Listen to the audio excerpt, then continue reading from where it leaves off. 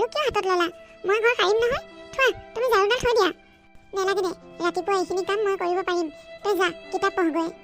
মা, মোৰ কাম হ'লেই। চোতাল সাৰিলোঁ, বাচন ধুলোঁ আৰু ঘৰটো সাৰিয়ে মই কিতাপত বহিম। তুমি থোৱাচোন, ঝাৰুডাল থৈ দিয়া। নেলাগে দে, তই অকলে অকলে ঘৰখনৰ ইমানবোৰ কাম কৰ, মোৰ বেয়াই লাগে। মই ঘৰটো সাৰিব পাৰিম দে। তই অকলে অকলে ঘৰৰ ইমানবোৰ কাম কৰ আৰু পিংকিয়ে বহি বহি চাই থাকে। তাই যদি তোক অকণমান কামত সহায় কৰি দিলে হয়, তোৰ অকণমান কষ্টটো কমিল হয়। তাই যদি নিজেই কাম কৰিবলৈ ইচ্ছা নকৰে, তেনেহ'লে আমিনো তাইক জোৰ কৰি কেনেকৈ কাম পাইছোঁ? কথাটো নোহোৱা নহয় যেনিবা। সেই বুলিয়েনো তই সদায় কাম কৰি থাকিবি আৰু তাই তেনেকৈ থাকিবনে? থাকক মা, তাক লৈ তুমি চিন্তা কৰিব নালাগে। তুমি যোৱা মা, ঝাৰুডাল থৈ যোৱা। মই বাচনখিনি ধোৱা হ'লেই মই ঘৰটো সাৰি পেলাম। নেলাগে দে, তই বাচনকেইটাকে ধু, মই ঘৰটো সাৰি পেলাওঁগৈ। তই বাচনখিনি ধুইয়ে কিতাপত বহিবিগৈ। হ'ব মা, মই কিতাপ পঢ়িম বাৰু, কিন্তু তুমি ঝাৰুডাল থোৱা। পাহৰিলা হ'বলা, তোমাৰ যে কঁকালৰ বিষ আছে। কেনেবাকৈ যদি আকৌ কঁকালৰ বিষ আৰম্ভ হ'ব লাগে, ডক্তৰক কিমান পইচা দিব লাগিব জানা? হয় যেনিবা, ৰাতিপুৱা কাম কৰিলেই কঁকালটো বিষায়। যোৱা, তুমি পাকঘৰলৈ যোৱা, চাহকে অকণমান বনোৱাগৈ। অঁ হ'ব দে। পিংকি, কেইটা বাজি লিখিছনে নাই? এতিয়ালৈকে যে শুই আছ, উঠ আকৌ। বা, তই মোক সদায় ৰাতিপুৱাই ৰাতিপুৱাই নজগোৱালে তোৰ পেটৰ ভাত হজম নহয় ন? পেটৰ ভাত হজম হ'বলৈ ভাত নোখাইছোঁ ক'ত? আজি ৰাতিপুৱা ৰুটি বনাইছোঁ। উঠ, গৰমে গৰমে খাই লহি। মোক ডিষ্টাৰ্ব কৰি নাথাকিবি। ওলা, ৰুমৰ পৰা ওলা তই। তই খাগৈ যা, মই নাখাওঁ। পাৰিলে মোৰ ভাগৰখিনিও খাই ল'বি। ঠিক আছে, থাক নহ'লে। মই কিন্তু পিছত আকৌ গৰম গৰম বনাই দিব নোৱাৰোঁ দেই। অঁ, বাই যদি মোক পিছত একো বনাই নিদিয়ে, মই দেখোন আজি লঘোণে থাকিব লাগিব ৰাতিপুৱাই। হে ভগৱান, মই উঠি যাওঁ ভাই। দৰকাৰ হ'লে খাই বৈ আকৌ শুই থাকিবি। বা, তই মোৰ লগত কিন্তু কলেজত একেলগে নাথাকিবি দেই। কিয়? তই মোৰ লগত একেলগে থাকিলে মই তোক মোৰ বা বুলি ক'বলৈ বৰ লাজ পাওঁ। তই ইমান জধলি মধলিকৈ থাক, আৰু তোৰ চকুকেইটাও বৰ ডাঙৰ ডাঙৰ যে।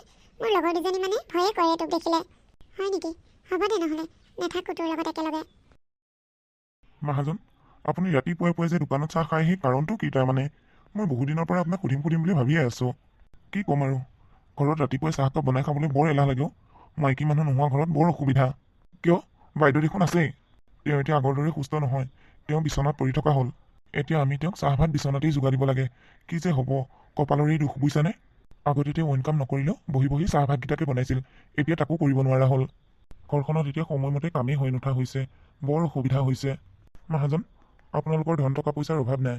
ল'ৰাটোকে বিয়া কৰাই নিদিয়ে কিয়? বোৱাৰী এজনী ঘৰখনলৈ গ'লে অন্ততঃ ঘৰৰ কামখিনিকে সুকলমে হৈ থাকিব। মাইকী মানুহ নহ'লে যে ঘৰৰ একো কাম নাই, গম পাইছানে? চাহ ভাত খোৱা, ঘৰৰ কাম বন কৰা বহুত অসুবিধা হয়। ময়ো কথাটো নভবা নহয়, কিন্তু ঘৰখনলৈতো যি টি ছোৱালীজনী বিয়া কৰিও আনিব নোৱাৰোঁ। ভাল অলপ বুজা মেলা ছোৱালী এজনী লাগিব, যিহেতুকে মানুহজনী অসুস্থ। এতিয়া ঘপকে ক'তনো তেনেকুৱা ভাল ছোৱালী এজনী পাওঁ? আপুনি যে আৰু কি কথা কয় দেই। বিচাৰিলে কি গাঁওখনতে ছোৱালী অভাৱ হৈ আছে নেকি? আমাৰ গাঁও যে চম্পাৰ দুজনী জীয়েক আছে। দেখাই শুনাই কামে কাজে ইমান ভাল ছোৱালী। আপুনি পাৰিলে এবাৰ সিহঁতৰ ছোৱালীকেইজনীক সুধি চাব পাৰে। অ' হয় নেকি? নহ'লে ওলাবাচোন, কাইলৈ আমি দুইটাই যাম তেওঁলোকৰ ঘৰলৈ ছোৱালী চাবলৈ। ঠিক আছে, কাইলৈ আপুনি আহিব, আমি দুইজনেই যাম সিহঁতৰ ঘৰলৈ। পিছে কোনজনী ছোৱালীক বা চাব? সৰুজনীকে নে ডাঙৰজনীকে? কথাটো জানিব পৰা হ'লে ভাল আছিল। মই সিহঁতৰ ছোৱালীকেইজনী ভালদৰে চিনি নাপাওঁ। আগে যাই চাম দিয়াচোন, কোনজনী বা ভাল লাগে। সময়ত যোনজনী ভাল লাগে সেইজনীয়ে মোৰ ঘৰৰ বোৱাৰী হ'ব। হ'ব দিয়ক, আপুনি নহ'লে কাইলৈ আহিব। হ'ব দিয়া, মই এতিয়া যাওঁ। চহৰলৈও এপাক যাব লাগিব কাম এটাৰ কাৰণে। মই আহিছোঁ। ছোৱালী ঘৰত কথাটো জনাব লাগিব। ঘপককৈ ছোৱালী চাব গ'লে মানুহঘৰৰ কিবা অসুবিধাত পৰিব পাৰে। গতিকে আগতীয়াকৈ মই কথাটো জনাব লাগিব। মা, তুমি তাৰমানে আকৌ পানী টিং দাঙিছাগৈ। একো নহয় দেউ, মই পাৰিম নহয়। তইনো অকলে অকলে কিমান কাম কৰিবি আৰু। মোৰ একো হোৱা নাই নহয়, পানীখিনি দাঙিব পাৰিম দে। তোমাৰ যে কঁকালৰ বিষ হৈ থাকে পাহৰিলাই হ'বলা। এবাৰমান ডক্টৰ ঘৰলৈ গ'লে গম পাবা কিমান টকা খৰচ কৰিব লগা হ'ব। সেই বুলিয়ে তোৰ ওপৰতে আশা কৰি মইনো কেনেকৈ বহি থাকোঁ। তই ঘৰখনৰ হৈ বহুত কষ্ট কৰ। তোৰ দৰে যদি ঘৰখনৰ কথা মোৰ কথা এবাৰ পিংকিয়ে ভাবিলে হয়, ইখন সিখন কামত যদি তোকেই তাই অকণমান সহায় কৰিলে হয়, তোৰ কষ্টটো অকণমান কমিলে হয়। থাকক দিয়া মা, মই আছোৱেই দেখোন। তাইনো আকৌ কিয় ঘৰৰ কাম কৰিব লাগে? এদিন সময় হ'লে তাইও কৰিব। তহঁত দুইজনী একেলগে জন্ম হৈছ।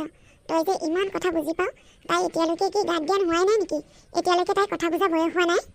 কাইলৈ পৰহিলৈ এঘৰলৈ বিয়া দি উলিয়াই দিব লাগিব। তেতিয়া লোকৰ ঘৰত গৈ কি কৰি খাবগৈ? হ'ব দিয়া মা, তুমি এনেই গালি পাৰি আছা তাইক। কৰিব নহয় তাই কাম।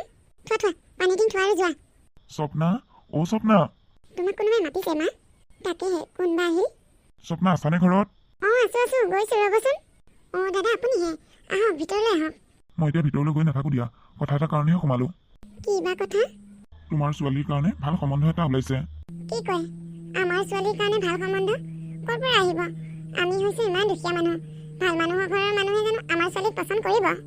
তথাপিও কওকচোন বাৰু, ক'ৰ ল'ৰা কি কথা বা? গাঁৱৰে মহাজনৰ ল'ৰাৰ কাৰণে তোমাৰ ছোৱালীক চাবলৈ আহিব। কি মহাজনৰ ল'ৰা? অঁ, কিন্তু কোনজনী ছোৱালীক চাব মোক এতিয়াও কোৱা নাই। তেওঁ তোমালোকৰ ঘৰলৈ নিজেই আহিব। দুয়োজনী ছোৱালীকে সাজি কাচি ধুনীয়াকৈ থাকিবলৈ ক'বা। কোনজনীক বা পচন্দ কৰে? অঁ হ'ব হ'ব, আপুনি খালি মহাজনক লৈ সোনকালে আহিব। মই সিহঁতক ধুনীয়াকৈ সাজি কাচি থাকিবলৈ ক'ম। হ'ব দিয়া, মই এতিয়া গৈ থাকোঁ, মোৰ কাম এটা আছে। অঁ যাওক। মা, দিলীপ খুৰাক ওলাই যোৱা যেন পালোঁ দেখোন। অঁ, তেওঁ আমাৰ কাৰণে ভাল খবৰ এটা লৈ আহিছে। ভাল খবৰ? কিনো মা? ভিতৰলৈকে আহ, ভিতৰতে কমগৈ। মা, কি হ'লনো? কিয় ইমান চিঞৰ বাখৰ কৰি মাতিছা? আৰু ইমানবোৰ কাপোৰ উলিয়াইছে যে? কাইলৈ মহাজনে তেওঁৰ পুতেকৰ কাৰণে তহঁত দুজনীক চাবলৈ আহিব। যোনজনীকে পচন্দ হয় সেইজনীকে তেওঁৰ ঘৰৰ বোৱাৰী কৰিব। এইকেইযোৰ কাপোৰ ল, তহঁত দুইজনীয়ে যোনযোৰ ভাল লাগে সেইযোৰকে কাইলৈ পিন্ধিবি। দুইজনীয়ে চাদৰ মেখেলা পিন্ধি থাকিবি। বাটকে মোকহে বেছি ভাল লাগে। মই চাদৰ মেখেলা নিপিন্ধিলেও মহাজনে মোক তেওঁৰ পুতেকৰ কাৰণে পচন্দ কৰিব। তেওঁ অকল ধুনীয়াটোৱে নাচায়, তেওঁ কামে কাজে দেখাই শুনাই সকলোতে পাৰ্গত ছোৱালী এজনী লাগে। তই দেখোন একো কামেই কৰিব নাজান। তোক ধুনীয়া দেখিলেই হ'বনে যদি কাম কৰিব নাজানে বুলি তোক অপচন্দ কৰে? মা, তুমি যে আৰু কি কথাবোৰ কৈ থাকা? আজিৰ দিনতনো বাৰু কাম কৰিব জনাটোৱেই মেইন নে? কাম কৰিব জনা নজনা একো কথা নাই, খালি ধুনীয়া হ'ব লাগে আৰু পইচা থাকিব লাগে। পইচা হ'লে কাম কৰা মানুহ লগাই ঘৰৰ কাম কৰিব পৰা যায়। আৰু দেখিবলৈ ধুনীয়া হ'লে ভাল ধনী মানুহ ঘৰলৈ বিয়া হৈ যাব পাৰি। এনেও মইতো দেখাই শুনাই বাটকে বহুত ধুনীয়া। মহাজনে তেওঁৰ পুতেকৰ কাৰণে পচন্দ কৰিলে মোকেই কৰিব। হ'ব হ'ব, তই ৰূপটোকে লৈ অহংকাৰ কৰি থাক, ঘৰৰ কাম বন শিকিব নালাগে। মা, তোমালোকেনো কিয় এনেই লাগি আছা কোৱাচোন? আমি একেখন ঘৰৰে ছোৱালী। আমাৰ যিকোনো এজনীক পচন্দ কৰি তেওঁৰ ঘৰৰ বোৱাৰী হ'লেই হ'ল আৰু। এইবোৰ কথাত কিয় লাগি থাকিব লাগে?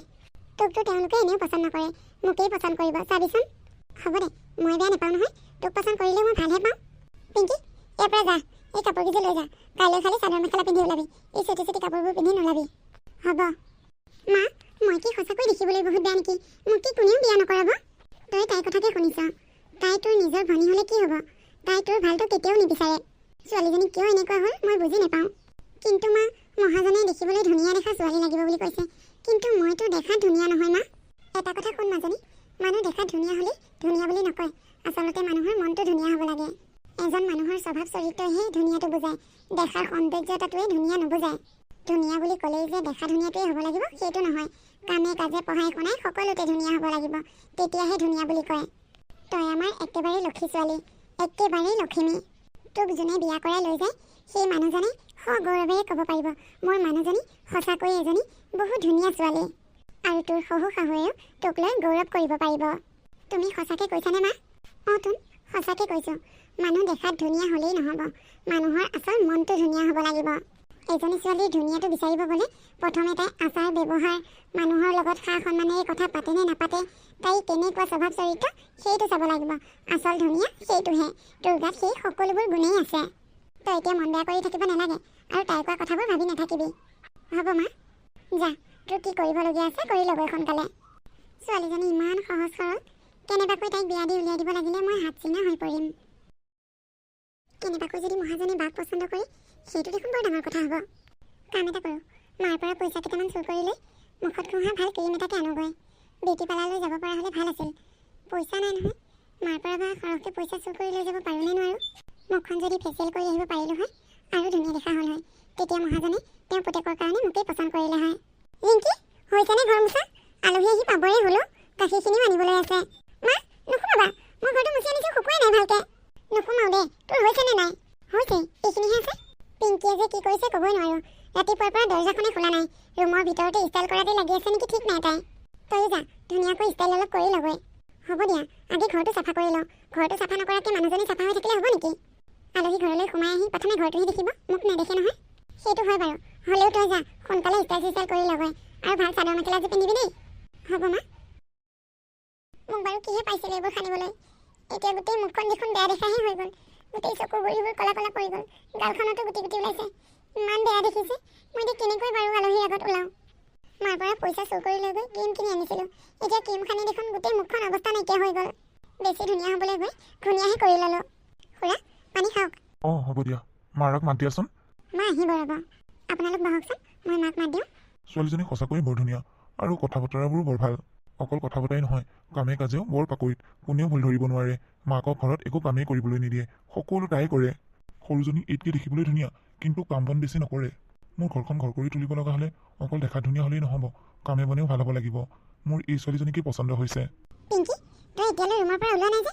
চাদৰ মেখেলা পিন্ধাই নাই দেখোন আলহী আহি পালেহি অঁ তোৰ আকৌ মুখখনত সেয়া কি হ'ল মা তুমি কালি আমাৰ দুইজনীকে চাবলৈ আহিব বুলি কোৱাৰ কাৰণে মই তোমাৰ পৰা পইচা চুৰ কৰি ক্ৰীম এটা আনিছিলোঁ ভাবিছিলোঁ ক্ৰীম সানি ভাতকৈ ধুনীয়া হৈ থাকিম কিন্তু ক্ৰীমটো সানাৰ লগতে চোৱাচোন গোটেই মুখখন জ্বলি গ'ল মোৰ নিজৰ বায়ৰ লগতো তোৰ জেদ হা দেখিলি ভগৱানে কি কৰিলে ৰূপক লৈ অহংকাৰ কৰিব খোজোতে তোৰ ৰূপটোৱে শেষ কৰি পেলালে এনেকৈয়ে চাদৰ মেখেলা এযোৰ পিন্ধি তহঁত দুইজনীকে চাবলৈ আহিছে এতিয়া যদি তইয়ে ওলাই নাযাওঁ তেনেহ'লে মই এজনী ছোৱালীকে কেনেকৈ দেখাম তোৰ কথা সুধিলে কি বুলি ক'ম তোৰ এই অহংকাৰী কথাবোৰ কৈ নিজৰ মান সন্মান খেদিব নোৱাৰোঁ নহয় যেনেকৈ আছ তেনেকৈ ওলাই লোভেই পাপ পাপেই মৃত্যু বুলি কথা এষাৰ আছে নহয় তোৰ গতি হ'ল তেনেকুৱা বেছি লোভ কৰিছিলি যে সেয়া তোক ভগৱানে দিলে মা আলহীয়ে তোমাক বিচাৰিছে অঁ গৈছোঁ ভণ্টি তোৰ মুখখন আকৌ সেয়া কি হ'ল বেছি ধুনীয়া হ'বলৈ গৈ ঘূণীয়া হ'ল তাৰমানে কি কৈছ তই মই বুজি পোৱা নাই তোতকৈ ধুনীয়া হওঁ বুলি ভাবি মাৰ পৰা পইচা চুৰ কৰি মনে মনে ৰাতি ক্ৰীম এটা কিনি আনিছিলোঁ আৰু সেইটো সনাৰ পিছতে চাচোন